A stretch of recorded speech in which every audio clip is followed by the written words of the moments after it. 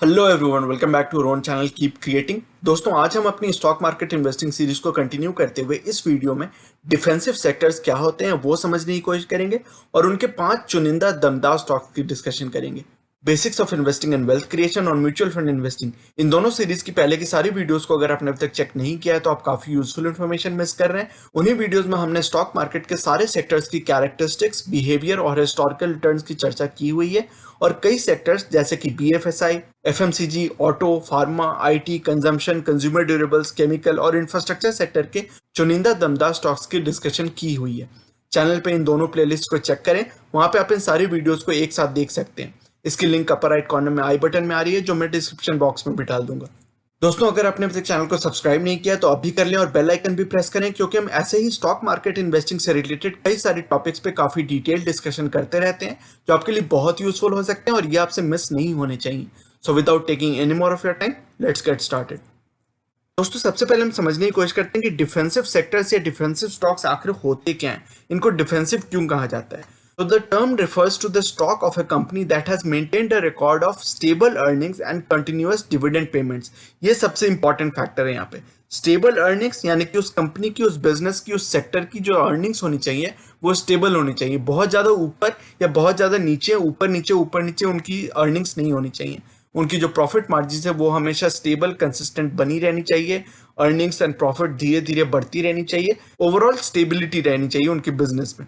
और continuous dividend payments भी होनी चाहिए, यानी कि अगर कंपनी अच्छी प्रॉफिट्स कमा रही है, स्टेबल इनकम कमा रही है, उसकी ग्रोथ धीरे धीरे अच्छे स्टेबल वे में हो रही है, तो that company should also be able to pay you dividends consistently at an increasing rate. तो धीरे धीरे उनकी डिविडेंड पेमेंट्स भी बढ़ती रहनी चाहिए और स्टेबल भी रहनी चाहिए। ऐसा नहीं कि एक साल में अच्छी खासी डिविडेंड दी, फिर अगले साल कोई डिविडेंड नहीं दिया, फिर अगले साल थोड़ा सा डिविडेंड दिया, ऐसी उसकी डिविडेंड पेमेंट हिस्ट्री नहीं होनी चाहिए। Stable earnings as well as continuous stable dividend payments होनी चाहिए through periods of economic downturn particularly.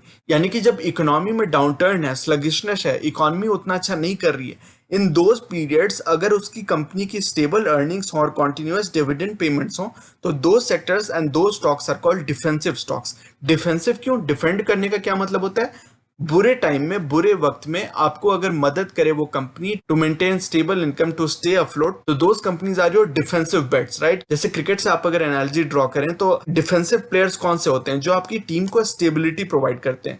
वो एक रॉक की तरह, एक फलक्रम की तरह टीम में बैटिंग करते हैं और उनके अराउंड जो अग्रेसिव प्लेयर्स होते हैं या फिर जो स्ट्रोक प्लेयर्स होते हैं वो उनके अराउंड प्ले अराउंड करते हैं और अच्छे स्कोर तक टीम को पहुंचाते हैं। तो defensive sectors are like your defensive batsman. जो आपके राहुल द्रविड़, चेतेश्वर पुजारा जो प्लेयर्स हैं, अजिंक्य रहाणे, ये ऐसे जो प्लेयर्स हैं defensive players, those are analogous to your defensive stocks.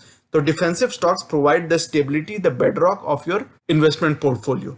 Typically, investors hold these stocks in order to defend their portfolio from market corrections। जब market में करेक्शंस होती हैं तो ऐसे स्टॉक्स उतनी ज्यादा नहीं गिरते हैं, इन स्टॉक्स में उतनी ज्यादा गिरावट नहीं आती है, क्योंकि इन कंपनीज की अर्निंग्स स्टेबल होती हैं। ऐसी आप देखें कि किन किन सेक्टर्स की हम बात करें कि किन किन सेक्टर्स को डिफेंसिव सेक्टर्स माना जाता है, तो आप देखें कि उन सभी में एक कैरेक्टरिस्टिक, कॉमन कैरेक्टरिस्टिक है कि उनकी अर्निंग्स हमेशा स्टेबल रहती हैं, क्योंकि वो ऐसे प्रोडक्ट्स एंड सर्विसेज बेचते हैं जिसकी डिमांड हमेशा बनी रहती है, इररिस्पेक्टिव ऑफ कि इकोनॉमी कैसी कर रही है, मार्केट में स्लगिशनेस है या नहीं, इकोनॉमी में स्लगिशनेस है या नहीं, लेकिन उनकी डिमांड बनी रहती है।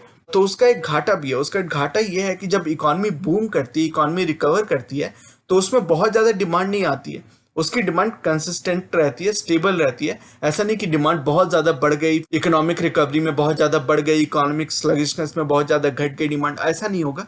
उसकी डिमांड हमेशा बनी रहेगी और चूंकि वो डिमांड हमेशा बनी रहती है तो इन स्टॉक्स में बहुत ज्यादा करेक्शन नहीं आती है, बहुत ज्यादा गिरावट नहीं आती है जब मार्केट में करेक्शन आती है। तो टिपिकली एफएमसीजी, आईटी और फार्मा, ये तीन सेक्टर्स हैं, ये तीन स्टॉक मार्केट सेक्टर्स हैं जिनको आप डिफेंसिव सेक्टर्स मान सकते हैं, क्योंकि आप देखें कि कॉमन एक कैरेक्टरिस्टिक है, कॉमन प्रॉपर्टी है। जैसे एफएमसीजी के प्रोडक्ट्स, हमेशा इनकी डिमांड स्टेबल रहती है। हर किसी को एफएमसीजी प्रोडक्ट्स डेली बेसिस पे कंज्यूम करने हैं, हमेशा कंज्यूम करने हैं, तो उनकी डिमांड बहुत ज्यादा बढ़ेगी नहीं। ऐसा नहीं है कि जब इकोनॉमी रिकवर करेगी तो हम 2 रोटी के बजाय 4 रोटी खाना शुरू कर देंगे या 1 किलो चावल की जगह 2 किलो चावल हमारे घर में इस्तेमाल होने लगेगा, ऐसा भी नहीं होगा। और उल्टी तरफ ऐसा भी नहीं होगा कि जब इकोनॉमी स्ट्रगल कर रही है, इकोनॉमी में स्लगिशनेस है, तो हम 2 रोटी की जगह 1 रोटी खाना शुरू कर देंगे। For the most part, for most of the people that will not be the case, right. इसलिए ना तो ये बहुत ज्यादा इनकी डिमांड एकदम से जूम अप करती है और ना तो इनकी डिमांड एकदम से ड्रॉप करती है।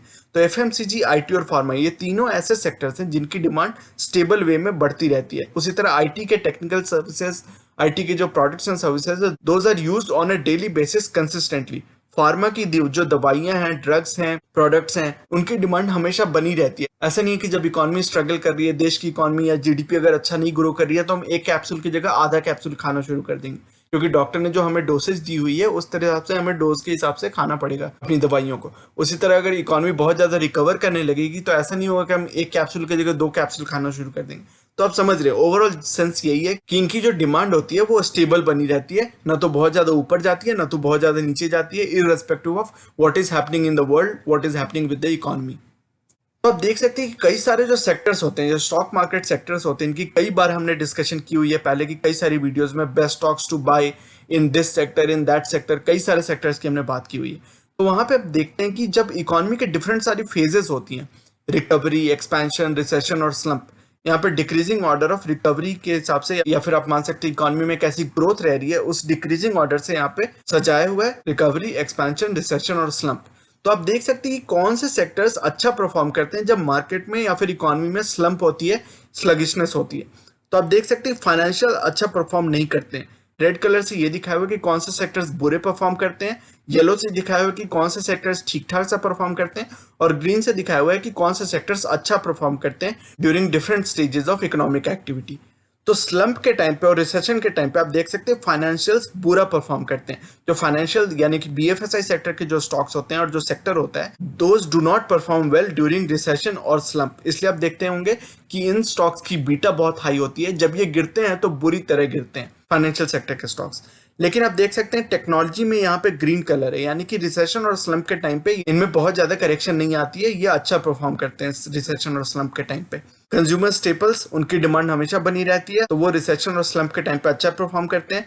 फार्मा अच्छा परफॉर्म करती है, और यूटिलिटीज जो हमारी डेली रोजमर्रा की यूज की चीजें हैं, utilities, those also perform well.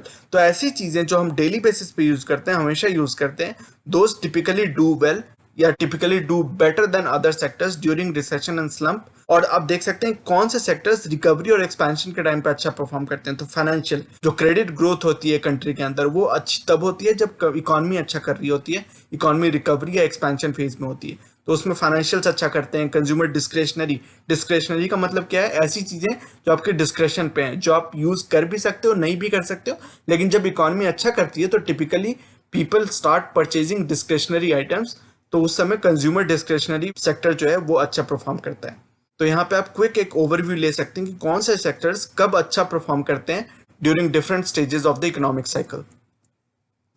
तो जैसा हमने बात की, एफएमसीजी, आईटी और फार्मा, ये तीनों सेक्टर्स अच्छे सेक्टर्स हैं अगर if you want to build a defensive portfolio. At least some part of your overall portfolio should be in the defensive sector, क्योंकि जब मार्केट में बुरी सिचुएशन होती है तो these sectors and these stocks will provide you the stability that you need. तो कौन कौन से स्टॉक्स मुझे पसंद आते हैं जो इन सभी सेक्टर से रिलेटेड है, कौन से 5 टॉप स्टॉक्स हैं जो मुझे पसंद आते हैं। तो उनमें से पहला स्टॉक है हिंदुस्तान यूनिलीवर, HUL। आप देख सकते हैं जो हमने best stocks to buy in FMCG sector, उसमें हमने डिटेल में इसकी चर्चा की हुई थी, इसके कई सारे बिजनेस सेगमेंट्स की डिटेल में चर्चा की हुई थी। उस वीडियो के लिंक मैं अपर राइट कॉर्नर में डाल दूंगा, वहां पे आप जाके थोड़ा और डिटेल में समझ सकते हैं हिंदुस्तान यूनिलीवर मुझे क्यों पसंद आता है, उसमें हमने डिटेल में चर्चा की हुई है। उसी तरह दूसरा स्टॉक जो मुझे पसंद आता है, जो which belongs to the defensive sector, वो है नेस्ले। नेस्ले की भी बात हमने उसी वीडियो में की हुई थी जिसमें हमने HUL की बात की है, उस वीडियो में ही हमने नेस्ले की भी बात की हुई है। ये भी एक दिग्गज एफएमसीजी कंपनी है इंडिया की। हम यहाँ पे नेस्ले इंडिया, यानी कि नेस्ले की जो, नेस्ले वैसे तो मल्टीनेशनल कंपनी है, उसकी इंडियन सब्सिडरी नेस्ले इंडिया की हम यहाँ बात कर रहे हैं। उस वीडियो में हमने डिटेल में नेस्ले इंडिया पे भी डिस्कशन की हुई है। फिर अगले जो 2 स्टॉक्स मैंने चुने हैं वो है फार्मा सेक्टर से, और उस वीडियो में जिसमें हमने best stocks to buy in the pharma and health care sector, उसमें हमने इन दोनों स्टॉक्स की डिटेल में, थोड़ी अच्छी डिटेल में डिस्कशन की हुई थी। उन दोनों स्टॉक्स में से पहला स्टॉक है डिवीज लेबोरेटरीज। ये दुनिया में ग्लोबल स्केल पे एपीआई बनाने वाली कंपनीज में बहुत बड़ी इसकी पकड़ है, बहुत अच्छा नाम है इसका एपीआई बनाने में। एपीआई से मतलब होता है एक्टिव फार्मास्यूटिकल इंग्रेडिएंट। तो एपीआई बनाने वाली कंपनीज में one of the market leaders है, not only in India but at a global scale, Divi's Laboratories. उसी तरह अगली कंपनी जो मुझे पसंद आती है फार्मा सेक्टर से, जो मैं एक अच्छा डिफेंसिव प्ले मानता हूँ, वो है एबॉट इंडिया। एबॉट एक मल्टीनेशनल कंपनी है, यूएस की कंपनी है, उसकी इंडियन सब्सिडरी एबॉट इंडिया की हम यहाँ पे बात कर रहे हैं। इसकी डिस्कशन भी हमने उसी video best stocks for investment in pharma and health care sector, उसमें इस स्टॉक की भी डिटेल डिस्कशन की हुई है। उस वीडियो में आप समझ सकते हैं कि क्यों मुझे एबॉट इंडिया पसंद आता है। बट क्विकली मैं अगर बात करूं तो आप देख सकते हैं कि जो बहुत सारी एसेंशियल मेडिसिन है, एसेंशियल ड्रग्स हैं, थायराइड रिलेटेड या फिर वैक्सीन रिलेटेड, डाइजेशन इश्यूज से रिलेटेड, इन सभी में कितनी बड़ी मार्केट शेयर है एबॉट इंडिया की, आपको शायद पता भी नहीं होगा। मुझे भी काफी दिनों तक पता नहीं था। लेकिन आप देख सकते हैं कि जो अलग अलग मार्केट सेक्टर्स हैं, फार्मास्यूटिकल बिजनेस में भी जो अलग अलग मार्केट सेक्टर्स हैं, उसमें कई सारे सेक्टर्स में ये बहुत बड़ी इसकी पकड़ है। आप देख सकते हैं इसकी मार्केट शेयर कुछ फार्मास्यूटिकल इंडस्ट्री सेगमेंट्स में बहुत बड़ी है, और उसमें आप देख सकते हैं कई सारे जो फार्मास्यूटिकल बिजनेस सेगमेंट्स हैं उसमें रैंक 1 या 2 पे एबॉट इंडिया आता है। तो इसलिए मुझे ये स्टॉक काफी पसंद आता है, मुझे काफी लॉन्ग टर्म पोटेंशियल दिखती है इसमें। इसकी भी डिस्कशन हमने उस वीडियो में की हुई है थोड़ी और डिटेल में, तो उस वीडियो को चेक करके आप थोड़ा और आइडिया ले सकते हैं इस स्टॉक के बारे में। हमारी डिफेंसिव सेक्टर से रिलेटेड आखिरी टॉप 5 पिक है टीसीएस, टाटा कंसल्टेंसी सर्विसेज। ये इंडिया की सबसे बड़ी आईटी कंपनी है, one of the most reputed companies in India. और आप देख सकते हैं TCS is the big cash cow for the Tata group. Tata group में सबसे बड़ी जो प्रॉफिट मेकिंग कंपनी है, जो टाटा ग्रुप की डिफरेंट कंपनीज है बहुत सारे सेक्टर्स में, आपको पता होगा कि टाटा ग्रुप बहुत सारे सेक्टर्स में काम करती है, बहुत सारे बिजनेस सेगमेंट्स में उनकी कंपनीज। तो उसमें उन सारी टाटा ग्रुप कंपनी में सबसे बड़ी जो प्रॉफिट मेकिंग कंपनी है, सबसे ज्यादा प्रॉफिट्स जो निकालती है हर साल कंपनी, वो है टाटा कंसल्टेंसी सर्विसेज, टीसीएस। तो ये भी एक फंडामेंटली साउंड कंपनी लगती है मुझे। इसकी डिविडेंड पॉलिसी भी बहुत अच्छी है, आप इसकी डिविडेंड हिस्ट्री निकाल के देख सकते हैं। बहुत अच्छी हेल्दी मैनर में ये हमेशा डिविडेंड पे करती है कंपनी, कंसिस्टेंट स्टेबल अर्निंग्स और डिविडेंड पे आउट रहती है इसकी कंपनी की, और ये आप इसकी हिस्ट्री में निकाल के देख सकते हैं। बहुत अच्छी कंपनी लगती है, फंडामेंटली काफी साउंड कंपनी है, मुझे ज्यादा बताने की जरूरत भी नहीं है टीसीएस के बारे में। तो दोस्तों यही मेरे टॉप 5 पिक्स थे, 5 चुनिंदा स्टॉक्स जिनको आप डिफेंसिव सेक्टर के तौर पे, डिफेंसिव एलोकेशन के तौर पे अपनी पोर्टफोलियो में एलोकेशन रख सकते हैं। इन सभी कंपनीज में इन्वेस्ट करने से पहले आप इन सभी कंपनीज को समझें। इन सभी कंपनीज की डिस्कशन हमने अलग अलग वीडियो में, जैसे टीसीएस की भी डिस्कशन हमने best IT and technology sector के स्टॉक्स में की हुई थी, उस वीडियो की भी लिंक मैं अपर राइट कॉर्नर में डाल दूंगा। इन सभी कंपनीज को आप एनालाइज करें, रिसर्च करें, समझें उन कंपनीज के बारे में, और तभी आप इन्वेस्ट करें। मेरे बोलने पे या किसी के भी बोलने पे आप खुद से बस ऐसे ही जाके बस इन्वेस्ट ना कर दें, उन कंपनीज को समझें। और उन सारे वीडियोस के लिंक मैं जो इस वीडियो में डाल रहा हूँ, उस वीडियो को भी चेक करके, उन वीडियोस को चेक करके आपको समझ में आ सकती है। थोड़ी डिटेल डिस्कशन हमने उन सारे स्टॉक्स पे की हुई है, तो वहां पे आपको थोड़ा और बेटर आइडिया लग सकता है। और उन वीडियोस को देखने के बाद अगर ये कंपनीज आपको पसंद आती हैं तो थोड़ा और रिसर्च करें, और तब आप इन्वेस्टमेंट्स के लिए कंसिडर करें इन सभी कंपनीज को। और बाकी भी कंपनीज, अगर कुछ कंपनीज हमने यहाँ पे मिस कर दी होंगी, डेफिनेटली कुछ ऐसी कंपनीज हैं जो हमने यहाँ पे मिस कर दी हैं, लेकिन मैं इस लिस्ट को एक कॉन्साइज फोकस लिस्ट रखना चाहता था। 5 कंपनीज की हम बातें करना चाहते थे, इसलिए कई सारी कंपनीज मिस हो गई होंगी। लेकिन अगर कोई कंपनी है जो आपको लगता है कि इस लिस्ट में उसका नाम होना चाहिए था, तो प्लीज आप उसको कमेंट्स में मेंशन करें। उन सभी कंपनीज के ऊपर भी मैं रिसर्च करूंगा, और अगर इस वीडियो की अपडेटेड वर्जन में कभी लाता हूं तो उन सभी कंपनीज को हम वहां पे इंक्लूड करने की कोशिश करेंगे। But I hope all this information and discussion is useful to you. Defensive sectors और स्टॉक्स क्या होते हैं, उन्हें डिफेंसिव क्यों कहा जाता है, और डिफेंसिव सेक्टर में इन्वेस्टमेंट करने के लिए, पोर्टफोलियो एलोकेशन रखने के लिए मेरी पसंद की टॉप 5 कंपनीज कौन सी हैं, वो हमने यहाँ पे डिस्कशन की। I hope all this discussion and information is useful to you for your long term investment framework.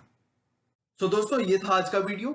ये सेइंग जो कि है नॉलेज इज पावर सुप्रीम, ये इस चैनल का मिशन है, जो कि है आप तक सही नॉलेज पहुंचाना। आगे आने वाली वीडियोस में हम mutual fund, investing, asset allocation और डायरेक्ट स्टॉक से रिलेटेड कई सारी एनालिसिस करेंगे, और बहुत सारे इंटरेस्टिंग टॉपिक्स को डिस्कस करेंगे। So you should definitely subscribe to the channel and remain posted for further updates. अगर आज की वीडियो का कंटेंट आपको पसंद आया है तो वीडियो करें लाइक। अगर आपको लगता है कि इस इन्फॉर्मेशन से किसी की मदद हो सकती है तो इसे अपने दोस्तों और फैमिली मेंबर्स के साथ शेयर करें, और चैनल को करें सब्सक्राइब। मिलते हैं अपने अगले वीडियो में एक और टॉपिक के डिस्कशन के साथ। तब तक के लिए take care and see you soon. Bye bye.